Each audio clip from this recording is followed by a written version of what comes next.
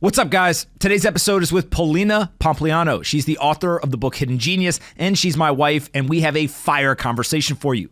Today, we talk about what's going on in the economy. Will the Fed cut interest rates by 25 or 50 basis points? How the heck taxes work, and what that means for you as an everyday American. We then get into what's going on with mortgages and why 40% of American homeowners don't pay a mortgage anymore, why Andy Jassy, the CEO of Amazon, is requiring everyone to come back, and why it's going to be a good thing for Amazon. And then we also get into the recent assassination attempt of former President Donald Trump. This episode is packed with tons of insights and a lot of questions. We pose them to you. We'd love to hear your feedback. Here is my latest conversation with Polina Pompliano. All right, Polina, what's the first topic?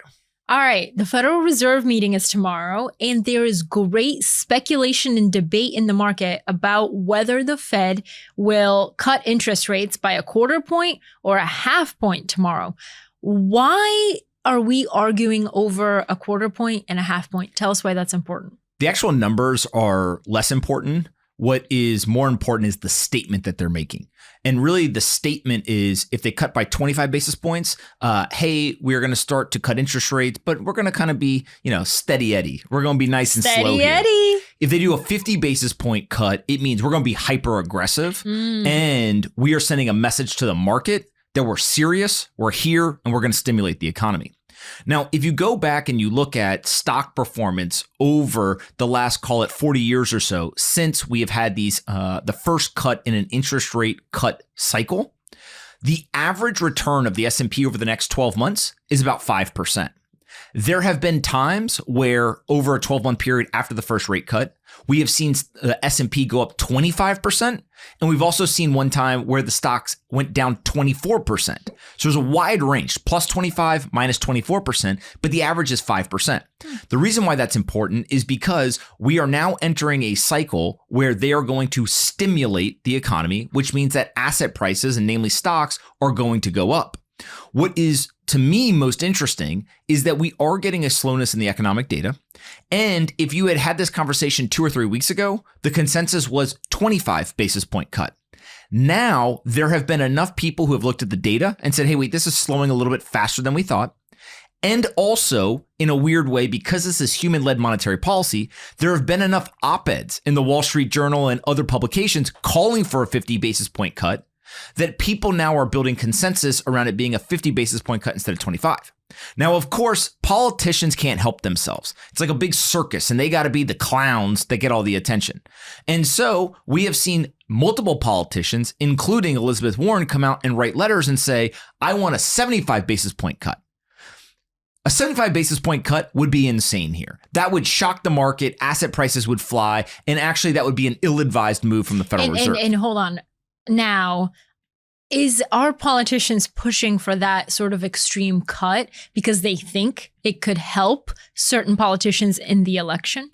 Well, that's the big critique, is if you cut interest rates in September, when you have an election in November, obviously it is going to stimulate the economy. It is going to stimulate the stock market. That's literally what it is called. It's called stimulus. And so not only do we have the interest rate cuts happening, but M2 money supply is now growing as well, expanding. So think about just, there's two things that the central bank can really control with both monetary policy, and then also we have the politicians with fiscal policy. You can change the cost of capital, so you can raise or lower the interest rate, and then you can choose to expand the money supply, or you can decrease and drain it. Over the last 2 years or so, we have been increasing the cost of capital, making it more expensive. And we also have been trying to decrease the amount of assets in the economy. And so you've seen the Federal Reserve, for example, sell off almost $2 trillion off their balance sheet. Now, that's the central bank. They're increasing cost and they're draining liquidity. They're tightening financial conditions. When things get tight, then people are less likely to go and to invest, to spend, and kind of add to the inflationary pressure. But during this entire time, the politicians never got the memo. The politicians have been spending like absolute drunken sailors. They had the Inflation Reduction Act. Drunken sailors. They had the Inflation Reduction Act. They had the CHIPS Act. They had a number of other policies that they put forward. They have printed trillions of dollars. even though the central bank was trying to go ahead and actually drain liquidity. And so now what we have is we have an expanding monetary kind of base. We have capital that's about to become a lot cheaper. So a lot of capital is going to come into the market and it's going to be cheaper, which means people are going to take that capital and they're going to invest. They are going to spend. They are going to go and stimulate this economy. If you're the current incumbent, even though Vice President Harris is not the president, she is seen as the incumbent and she's going to get credit for wherever this economy ends up. This is very helpful for them.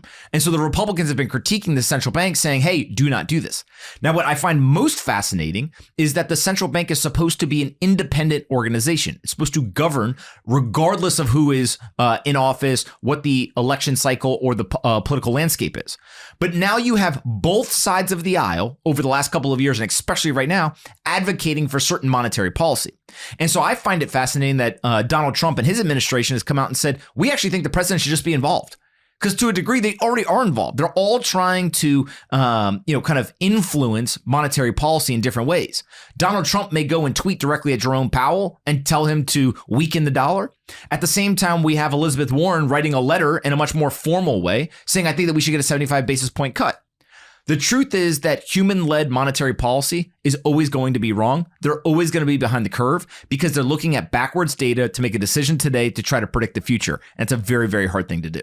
Okay. So M2 money supply is basically the nation's supply that estimates all of the cash that everyone has on hand or in short-term bank deposits. Yeah, it's the money supply. If you expand that, there's more money chasing the same amount of goods. If you drain that, if there's less money in the system, then naturally you have less money chasing the same amount of goods and therefore prices have to come down. Free market economics works. If there is an imbalance in supply and demand, the market moves to eventually find equilibrium. It may not happen immediately, but over a long enough time period, the market will find that equilibrium. And what we're watching occur, think about all of the change from 2020 to today. We're talking about 2020, 2021, 22, 23, 24, 5 years, even though it seems like 4. It's 5 years. And so in 2020, what you got was a public health crisis. Everyone gets locked in their home. Liquidity gets drained from the system. Nobody wants to spend. Everyone's selling their assets to raise cash. So the government and the central bank steps in and says, we're going to print trillions of dollars. And we're going to suppress interest rates. Asset prices take off. Everyone gains confidence. Everyone goes and spends. All of a sudden, that leads to an inflationary pressure. So then the Fed steps in and says, oh, hold on a second. This is a problem. Let's go drain liquidity. Let's raise interest rates and let's start selling assets off our balance sheet so that we can pull in this inflation. Let's break the back of inflation. When that occurred, you now are getting this oscillation. You're getting volatility in inflation, in spending, in monetary policy. Now we're saying, wait a second, all of the economic data is slowing down. We're risking pushing ourselves into a recession. Let's go and stimulate the economy again. And so that's where this conversation about cutting rates and printing money comes in. How can the average American family plan their life if they don't know what the monetary policy is going to be 2 years from now? If I don't know if mortgage rates are going to be at 6%, 4%, 8%, or 2%, how am I supposed to plan my life? How am I supposed to plan my life if I don't know how much liquidity I'm going to have? How am I supposed to plan my life if I don't know if stocks are going to go up or down over the next 2 years? This is the problem with human-led monetary policy, is that we constantly are reactive to whatever the economic situation is. There are positives to it. We can mute downturns as we've seen over the last 20 or 30 years, but it creates incredible pain on a day-to-day basis for the average family. And that's why you see the wealth inequality gap going up. That's why you see home affordability so bad. And that's why you see so many people who are saying, I don't even understand economics. I just know my life is not better than it was 4 years ago. And that is ultimately what we really should be trying to solve, is how do you improve the lives of the average American rather than how do we go and try to be the smartest people in the room and use very minute control of monetary policy to be reactive to whatever's happening in the world. Interesting. Off camera, you told me something about Social Security tax. Do you want to? share that? Donald Trump recently came out and said that he is not going to tax Social Security payments. I think that this is very interesting because now both candidates agree that they're going to give tax cuts to Americans. The public narrative is that Donald Trump is going to give tax cuts and Kamala Harris is not. She's going to raise taxes. The nuance is actually Donald Trump is going to give tax cuts and he's going to give very large tax cuts. He wants to cut the corporate tax rate down to 15%. He wants to do no tax on tips. He wants to do no tax on overtime. And when asked why, he said, I want to incentivize hard work. What an incredible concept. And then on top of that, he said he's not going to tax Social Security payments. Now, the hilarious kind of perspective on Social Security is the way Social Security works is you and I pay into the Social Security program. The government is supposed to take that money, invest that capital to grow, and then later they will pay us back our money. We gave them the money. They right now tax those payments. So the government takes a tax on a payment from the government, which really is just the money that we gave them to start. It's insane. And it goes back to we do not have a revenue problem in this country. We have a spending problem. And so him coming in and saying, we're not going to tax tips. We're not going to tax overtime. We're not going to tax Social Security. At this rate, his trajectory is he may suggest we're going to have no income tax before we get to the November election. He's just slashing all of these things. Now, what is he actually going to be able to pull off if he becomes the president? Nobody knows. Harris, on the other hand, is got her brain is like in a blender at the moment, because on one hand, she is saying, I'm going to give a $50,000 tax cut to entrepreneurs and small business owners. Yeah. I'm going to give a $6,000 tax break to first-time parents, right? She's saying all these things that are actually inflationary and are going to cut taxes. On the other hand, she's saying, but I'm going to increase capital gains tax. I'm going to increase or want to implement potentially taxes on unrealized capital gains. Those things are counterintuitive to the approach of cutting taxes in other areas. So the way I look at this is Donald Trump is saying, hey, I'm going to have a very wide approach to tax cuts. More people are going to get tax cuts under his plan. Vice President Harris is saying, I'm going to give tax cuts in some very targeted areas. But then I'm actually going to raise taxes for the majority of people because of the capital gains, et cetera. The short answer always goes back to one thing. They are trying to address the national debt and the federal budget or the deficit on a given year. That's the only reason why they need tax revenue. We do not have an income problem.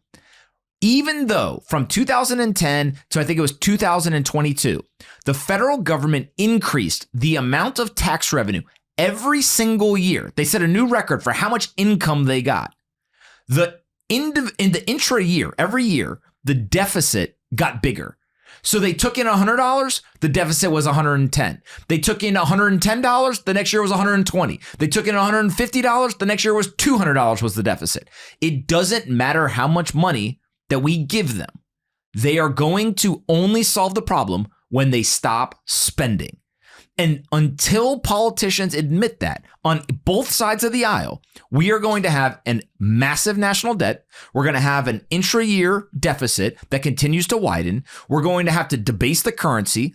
50% of the Americans who don't have investments are going to lose their purchasing power, fall further behind. The wealth inequality gap will widen. And the only people who benefit in this system are the people who hold assets, real estate, stocks, crypto, etc., because all of those assets are denominated in dollars. The dollar gets weaker, the asset prices go up, the rich get richer, and those without investments end up actually suffering.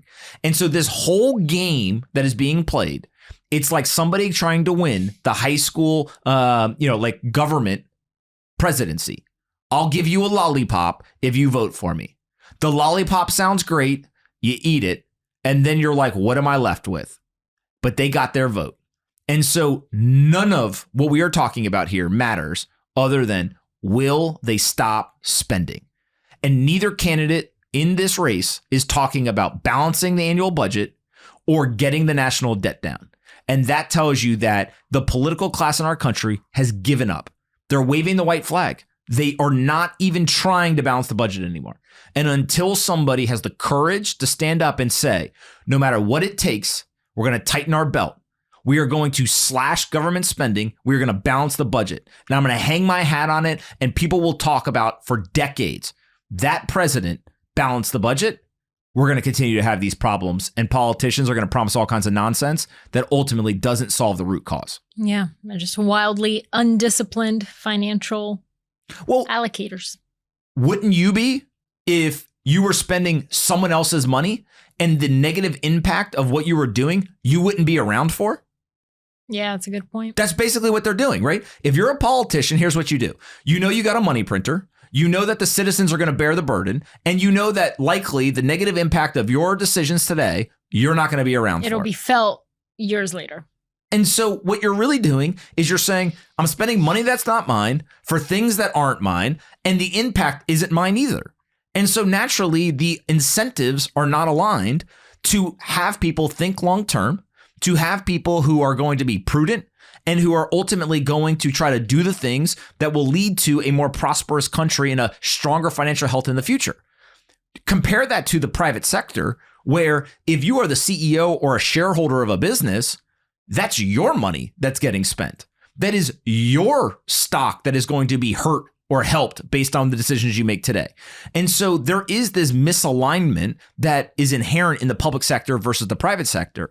But leadership matters, top-down kind of tone setting, I think really matters. And we need a president to come into office and say, we are going to slash spending. All the tax talk and everything else is all noise. We are going to stop spending money on dumb things. There are reports that are now coming out that fraud in government spending, the government being defrauded, is estimated, depending on the year, between 500 billion and $1 trillion. Wow. Those numbers don't even mean anything anymore. When you say to someone, oh, the government's spending $1 trillion, it's just like another Tuesday. You don't even care anymore because we've become desensitized to how big these numbers are, where they go and they approve $2-3 trillion plans. And during COVID, I mean, that was insane. They literally just like, we have an excuse to print as much money as we want. Yeah. And guess what? The people are going to cheer us on because the people who hold the assets, we got to get them going the other direction. And so I think that's what we're about to see here is the Federal Reserve is going to start cutting. We're going to keep expanding the monetary supply. We're going to get a new president, whether it is Harris or Trump, who's going to come in. People like to, they get something new. When you buy a new business, a lot of people, they want to meddle in the operations. Usually when a new president comes in, they immediately start working on what's the legislation that's going to be the thing that I do. Yeah. Right. Well, guess what the government does? Anything that they do usually involves spending money. Almost never does a politician come in and say, I'm going to save us money. It's all about spending. It's all about stimulating. It's all about, creating things. And so the same way that the government employee base continues to grow, when have you ever heard that we have less federal employees rather than more federal employees over 4 or 5 years? Never. Because it's just, how can we build more things, spend more money? And so I do think that that is the thing we got to try to solve, but it's going to take the right person to go into office to be able to do it. Yeah. Speaking of getting desensitized to certain news, Trump, somebody tried to assassinate him again. I'm not going to share the guy's name because I don't want to give him more attention, but a man allegedly attempted to assassinate former President Donald Trump at his golf course. So he was arrested Sunday near the golf course in West Palm Beach, and he was charged with 2 federal gun crimes. He faces 1 count of possession of a firearm by a convicted felon and 1 count of possession of a firearm with an obliterated serial number. The 2 charges carry a combined maximum penalty of 20 years in prison and a $500,000 total fine. I read this and I read it twice because I was like, if you try to assassinate the president, that's it. I would think. Well, part of what is unique about this situation is he did not shoot. Right. He definitely looks like he was preparing to shoot. The intent was probably there. But it is very hard in a court of law to prove you're guilty of something that you didn't actually do. That is his defense lawyer stands up and says, did he pull the trigger? Did he do that? Right. And you get into this whole like legalese thing. I see. So he broke the law. I mean, just a felon having control of a gun, right? And the many other things that you outlaid. If he had shot, he would be charged with way more. I see. attempted murder, but all these different Wow. things.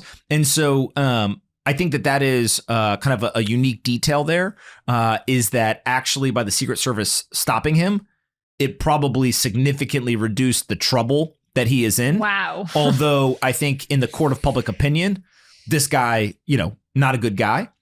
Now, I do think there's a couple of maybe ancillary things that people are not talking about as much as they should be.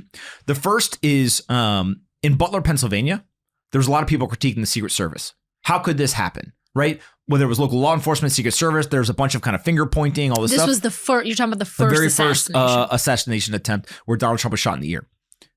Regardless of whose fault it is, the Republican candidate for president and the former president of the United States was shot right in the ear.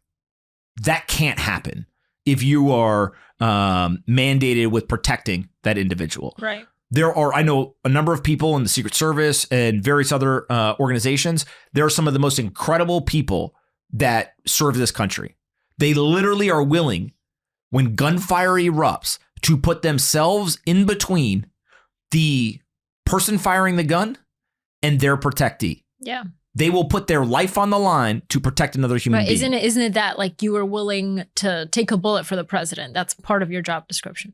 You have to be an incredibly courageous person to want to do that job, right? So you can't take that away from anyone in that organization. Now, fast forward to the situation in Palm Beach, the Secret Service did their job. The Secret Service was able to create a security apparatus around Donald Trump that was able to sniff out a potential assassination attempt. And not only were they able to locate it before that individual was able to fire on the former president, but they were able to offensively fire at the individual, scare them away so that the former president was not under threat. And then they were able to work with local law enforcement and go and apprehend that individual. And so, although the headlines read, attempted assassination and kind of all the things that we all are like, how is it possible in 2024 that people are trying to kill the former president of the United States? And it seems like they're getting good attempts at it.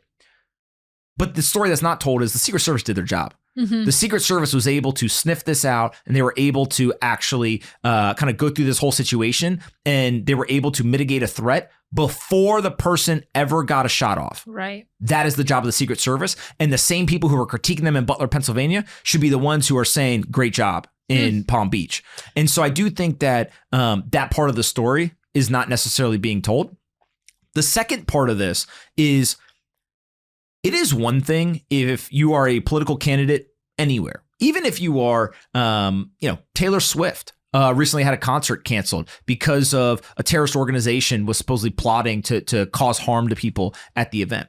If you're a public figure, let's take the politicians again, and somebody shoots at you at a rally, the next time you go on stage, in the back of your head, you got to be thinking to yourself, man, it could happen again. Mm-hmm. I hope the Secret Service and law enforcement have put the right kind of processes and standard operating procedures in place to be able to protect me. But the courage it takes to get on stage the second time is drastically understated. But that's at a political rally. You can almost think of that for a politician in a weird way. Like they're going to play in the football game on Sunday. They're driving to the arena. They're sitting in a green room. They're mentally preparing. They're going over what they're going to say. They walk out on stage. They're surrounded by all these people. They're kind of in the moment. They're in the game at that time. And so they've been able to prepare themselves for something bad could happen, but also I'm going here to do my job. Mm-hmm. It's a completely different situation when you're on your golf course and all of a sudden you now know this is not only I am under threat when I am in the arena for the rally, but now literally people may try to kill me at any point in my life.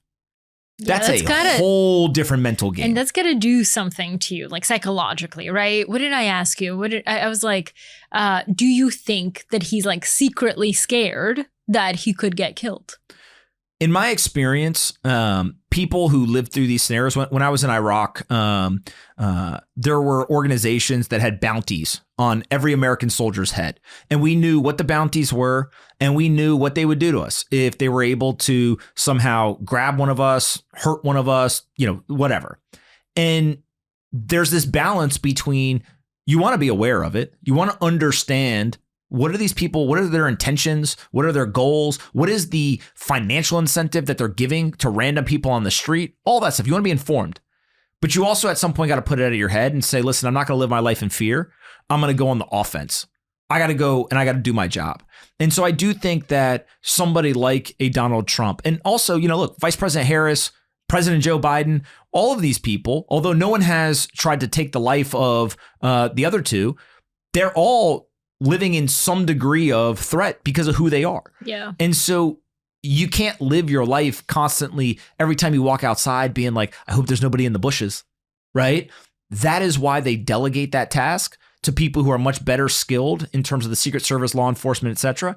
And they have to say to themselves, those men and women are going to do their job and I'm going to go do my job. But I do think that there's a big difference between the threat being at a political rally and literally I'm on my golf course. Yeah. That's a whole new ball game mentally in terms of what the actual threat potentially could be. Yeah. And I unfortunately think that because, there's young kids who are growing up seeing this right now, I do think that it might discourage some people from seeking political office. I think you'll get two responses. I think there's people who will say to themselves, I don't want to put myself or my family in danger. And so I may have wanted to run for a political office, but I'm not going to do it now because I saw what happened to, name your incident. There's a whole nother group of people who are going to say to themselves, this is so important that I'd be willing to give my life in pursuit of being able to affect change. Mm-hmm. And if you look at the military, the police officers, fire departments, first responders, you can just go down the line of all these Americans who every single day go to their job and say, I am willing, whether implicitly or explicitly, to put my life on the line to accomplish the thing that I've been tasked with doing. And there's a difference between being the president, being the local cop who's responding to, a traffic accident, being on the SWAT team to go in when somebody's barricaded themselves in their house in your local community, and being in a war zone. They all have different risks. They all have different mitigations to those risks, but every single one of those people is experiencing some degree of risk. And so there are more Americans that are willing to be courageous and to put their lives on the line than people realize. Because if you just look at the number of policemen, firemen, first responders, politicians, soldiers, etc., it is measured in the millions.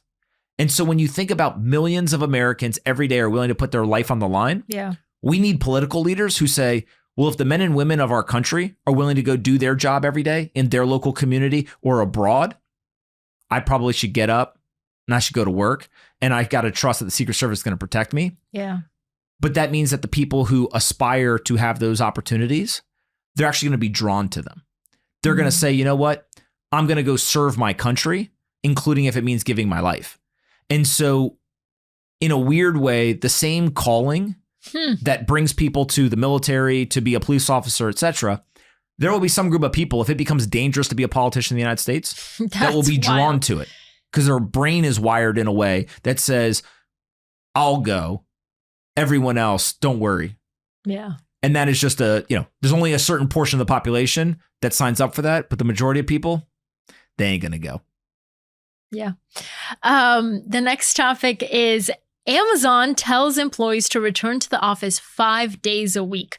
So it's been 4.5 years since the pandemic when a lot of companies said, stay home, no need to come to the office. A lot of people kind of took that to an extreme and said, I don't want to go to an office. Why should I go to an office when I can stay home, do my job? Some of them have other jobs on the side. So now Andy Jassy, who's the CEO of Amazon, told his corporate staffers to spend 5 days a week in the office. The decision marks a significant shift from Amazon's earlier return to work stance, which required corporate workers to be in the office at least 3 days a week. Now the company is giving them until January 2nd, so it's not even immediate, January 2nd to start adhering to the new policy. What do we think about this? Today's episode is brought to you by Domain Money. I love talking about money, but I'm not a financial professional, so I don't offer one-on-one coaching or advising. But in order to get ahead, you need someone with expertise to work with you one-on-one and provide personalized advice. The decisions you're making now will significantly impact the rest of your life. The more time you waste not taking the steps to get a plan for your money, the harder you make it to achieve your goals. That's why I've partnered with Domain Money to pair our community with flat fee certified financial planners. That's right, they are CFPs. They can actually give you advice and they can help you level up your money game. Don't get left behind and head over to domainmoney.com/pomp to book your free strategy session to help you get started. That's domainmoney.com/pomp to get started with a CFP now. Go check them out. And just like any other major financial decision, it's important you understand what the service is and if it's right for you. So make sure to go see the important disclaimers at domainmoney.com/legal. That's what the lawyers told me to say. Now go check them out, domainmoney.com/pomp. I think that Andy Jassy has watched his stock go sideways and he's saying to himself, we got to get this together. What did you call it? Quiet? Well, during the pandemic, there was this trend of quiet quitting where people basically were sitting at home and they basically weren't doing their job. And so they called it quiet quitting because they were still getting a paycheck, but they essentially quit their job from a productivity standpoint. Now, Andy Jassy is conducting quiet firing, which he basically is saying everyone's got to be in the office 5 days a week. And there's some group of people who are not going to be happy about that. They're not going to come back to the office. They're going to quit. Mm-hmm. And so Amazon actually needs to lay off some employees. Their expenses have gotten a little too high. They've been talking about layoffs. This is a great way to have your own employees weed themselves out, because the people who don't want to go in the office 5 days a week are the exact people Amazon wants to fire. They just don't know which group that is. And so if they say everyone's got to be back in the office 5 days a week, whatever portion of people say, I don't want to do that, they say, great, you quit. And so the employee quit, Amazon didn't fire them. Right. And so it's a whole different ballgame in terms of severance and various activities. Now, what I will say is this is something that I've even dealt with, right? And across many of our companies, we have some companies that are completely remote. We have some companies that are in office. The in-office companies are drastically faster in terms of their productivity and their movement. They are much better in terms of performance. The individuals who work at those companies are furthering their career at an accelerated pace, and those people are happier, which is an underrated component. Do you think it's because they're more engaged in person? Humans are built to be around other humans. We have a society where people, because of digital technology, are interacting with each other less and less. Yeah. There are young people who work for us who their lives literally are the following.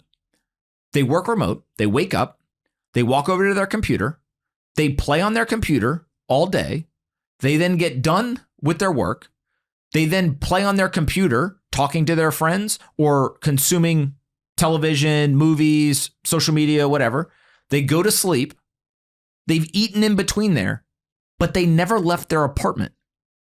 They went the entire day and they never verbally spoke to another human being. It's not every day, but that is a crazy concept for people of a certain age and older to consider. But that is the reality of some of these people's lives. And so they may say to themselves, I like this. But what I've noticed is a lot of the people in their 20s, when we set up an office and we said, you got to come in the office, they showed up and they were like, wait, so we all just like come here and we like hang out and work? And it was like, oh, wait a second, I like this. And I remember there was a lot of rhetoric around the pandemic when people were saying, oh, I love it so much. I can work from home, get so much more done. There's no excessive like water cooler talk, like people aren't wasting time. It's more efficient. But then like you're at home, you lost the human contact of it all. There are very few people in the world who can hold a bar of excellence up to themselves. True. How do you hold yourself to the standard of excellence? By yourself. When no one is there to hold you to that standard. Yeah. There are people who work in our office at times will hold me to that standard. And they'll say, hey, I need you to do X. I don't do it. And then they'll say, hey, I needed you to do that. And I'll say, that's your job. Hold me to the bar, right? I hold other people to that bar of excellence. And so you need a team to be able to do that. There are very, very few people who are able to hold that. And people will point and say, well, what about Kobe Bryant? If Kobe Bryant was able to hold himself to a standard of excellence without anyone else, he wouldn't have a trainer. He wouldn't have a nutritionist. He wouldn't have somebody who helped him work out. But also, not all of us are Kobe Bryant. Let's remember that. Of course. There's only one Kobe Bryant. Right. And so everyone else, if Kobe Bryant needs a team, if Kobe Bryant needs someone to hold him accountable, if Kobe Bryant needs someone to help him implement and kind of stick to a standard of excellence, so does everybody else. And my conclusion on the remote work versus in office is that remote work is amazing for the employees. No shit. People love the idea of I do a little work, I play with my kids, I do a little work, I go take my laundry, I do a little work, I go outside, I do a little work. Of course, that's way better as an individual in terms of going to an office and working there for a prolonged period of time. For an organization, in-office work is undefeated. Nothing is better. Nothing is more serious. Nothing instills a standard of excellence. And because of also like, if you're working in an office, even if other people are working on different things, there's this like notion of cross-pollination of ideas where you say something, someone else hears you, says, oh, actually, I'm working on something similar. And then you have something else. Of course. And look, we have an office where we have empty desks. People will come and work out of the office after having worked remotely for a while. Yeah. And they all say the exact same thing. I missed this. This is awesome. I love being able to come here and talk to people and learn and engage with people and see other people working hard. Yeah. And so again, does that mean that every company has to be in office? No, there will be companies that are built with remote, first and kind of asynchronous communication, all that stuff. There are many ways up the mountain, but the highest probability of success is going to be in office. And so if you're Amazon and you're competing with Google, and Google's in office and Amazon is remote, yeah, who do you think's going to win? Well, and then if you read the letter that Jassy wrote to his team, he's very much trying to kind of foster this entrepreneurial spirit. He's like, if we want to be the world's largest startup, we got to act nimble and flexible. But he's trying to tell them, hey, like we're not, it's not, you don't come to Amazon to kick your legs back and retire. You're here to work like you would at a startup. And I think this definitely will turn off some people. But I want to note, like you said, it's kind of like quiet firing because the company grew its headcount so quickly around the pandemic. Jassy, when he took the helm, he instituted widespread cost cuts across Amazon, including the largest layoffs in its 27 years as a public company. I mean, if you are the leader of a large business, you have two levers to pull. We can make more revenue or we can save more in expenses. And I think the return to 5 days a week, again, going back to monetary policy and the interest rate cut, is going to be a tone setter. Mm-hmm. It's going to send a message. This letter and this stance is sending a message. It's saying to their employee base, we're serious. And if you want to be serious, this is a place for you.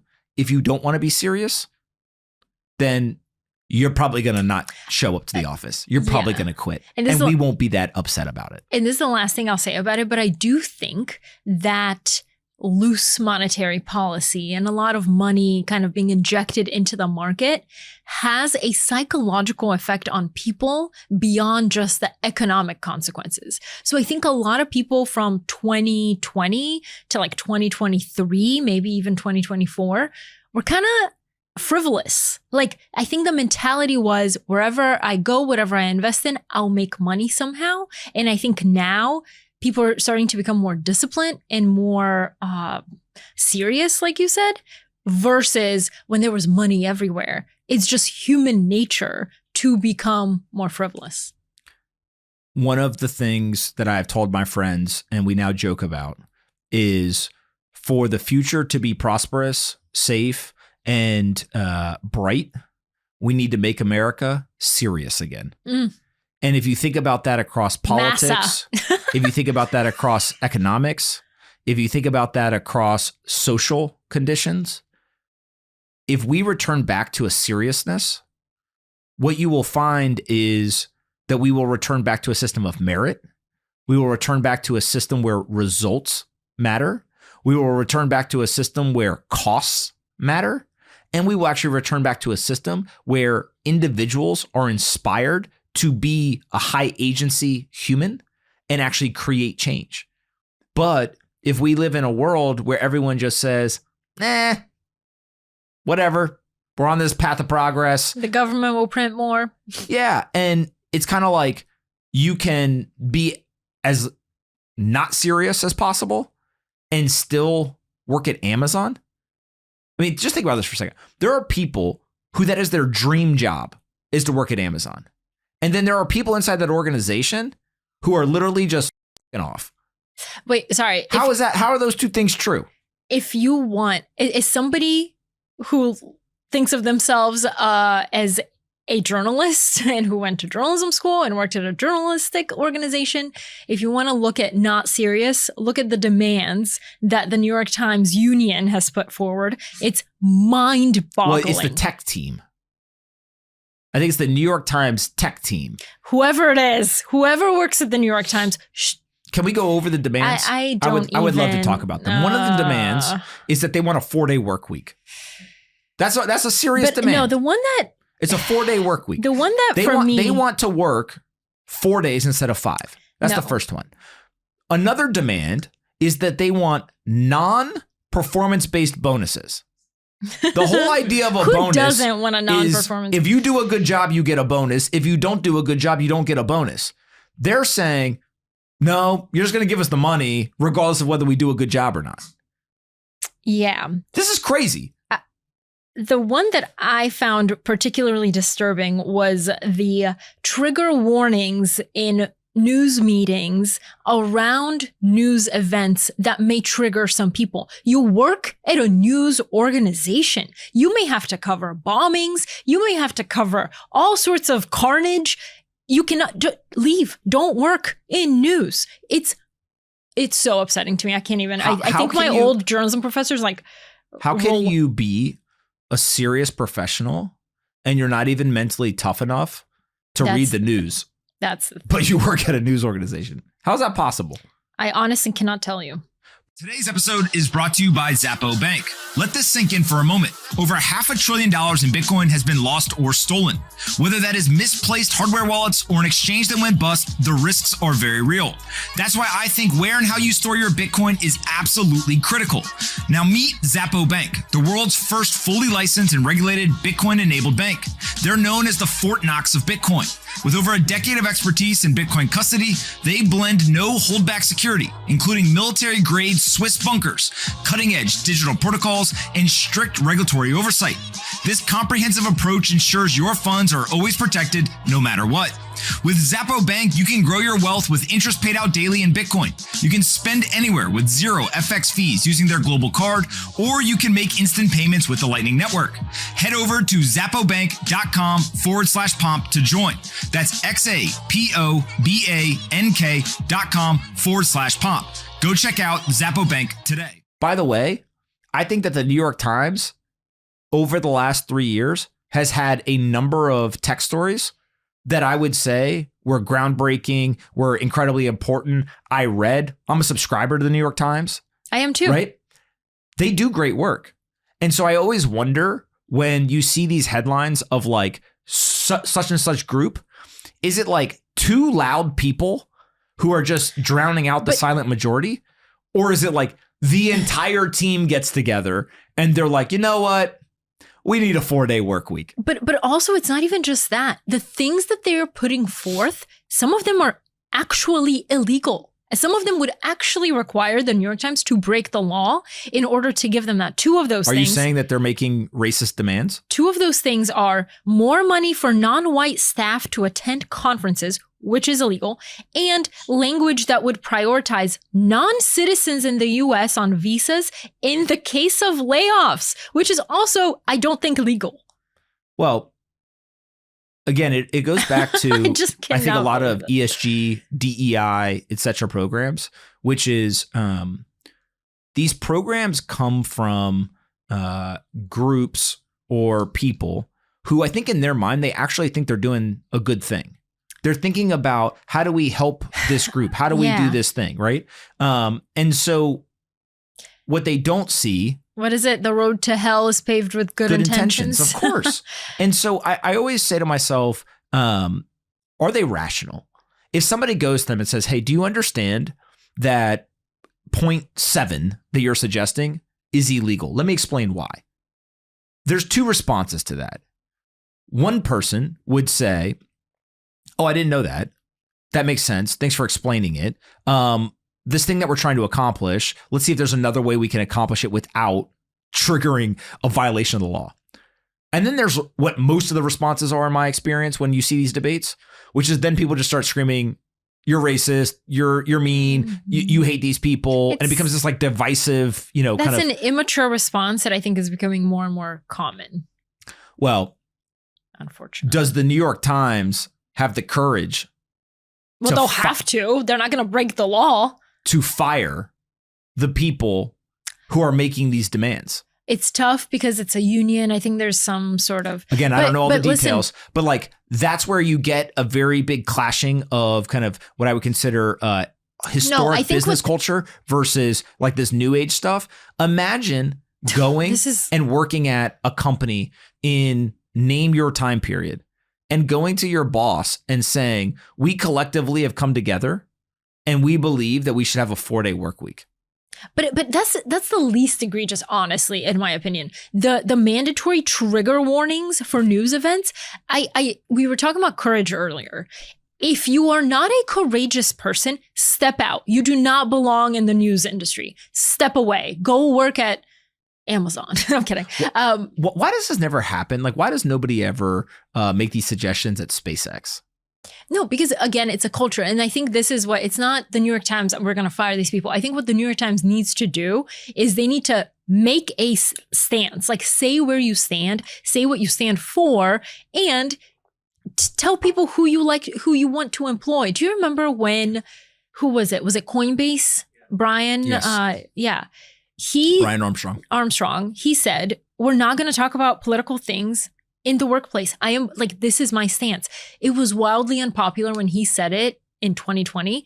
It is now the standard. Now people are like lauding him and applauding him for this. So it's like, you have to stand for something. And I think now the New York Times has gone so far off the cliff that now it's like biting it in the butt. And let's see what happens. By the way, all the suggestions that they are making, minus the potentially illegal ones, would cost the New York Times over $100 million over 3 years. These people who are suggesting this have no concept of money and like no concept of what this means. It's just so disgusting, honestly. I think that to me, I think that management has a pickle on their hands. They're in a pickle. It's a big pickle. Because if you hire enough people who think that these are good ideas, now you're a workforce. It's the workforce versus the management. Yeah. You've been infiltrated by people who have a certain worldview, who have a certain perspective on what is appropriate, what's not. This is the New York Times' fault. That's what I'm saying, is you continued to hire people in a specific way. I want to end on 39.8% of all U.S. homeowners are now mortgage free. This is according to data from Resi Club and a chart by Megan, who works at Resi Club. Excellent chart. Go look at it. So this is interesting. And what do all-time high. What do we think about this? I unfortunately saw it was not broken down by age. 39.8% of all homeowners in the United States. Do we have age breakdown? Are mortgage free, all-time high level. This is good. This means that almost 40% of homeowners don't have the debt on their property.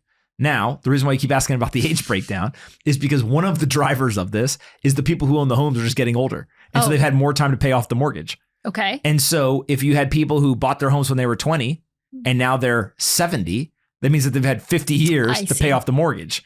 And so there's more and more people just floating into the bucket of, I don't have a mortgage anymore because I'm so old that I've been paying it off for 30 years, right?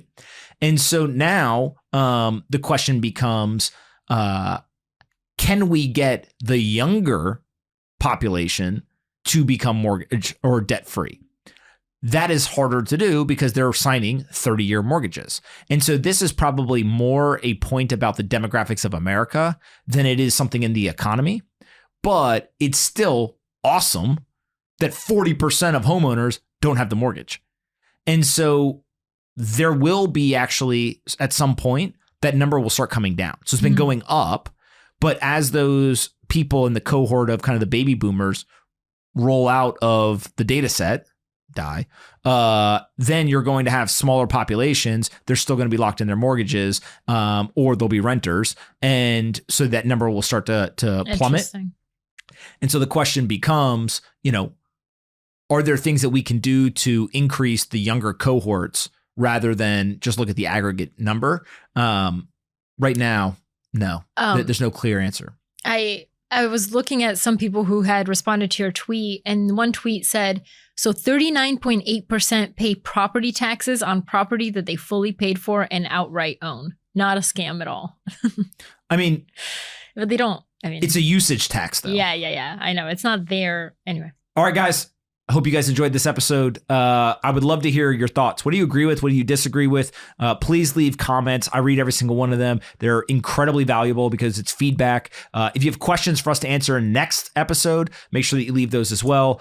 Polina also reads everyone, and then she tells me, oh, look what somebody said. Look what somebody said. So if you leave a comment, you'll get at least 2 reads, me and her. So we always appreciate that. And we will talk to you guys next week. All right, guys, I hope you enjoyed that episode. That was one of my favorites. Now, we got a lot of things to talk about because I spent a lot of time making this podcast or these videos, and now I need your help. There's a couple things you can do to help the show get bigger, get in front of more people. The first, if you're watching on YouTube, go ahead and hit the like button. The more likes there are per video, the more people that see it. It's pretty simple. Now, if you're an audio listener, you don't like video, you don't like seeing my beautiful face, then you can go to Apple, Spotify, or any other audio platform and leave a review. Hit 5 stars, leave a nice comment, help us promote the show.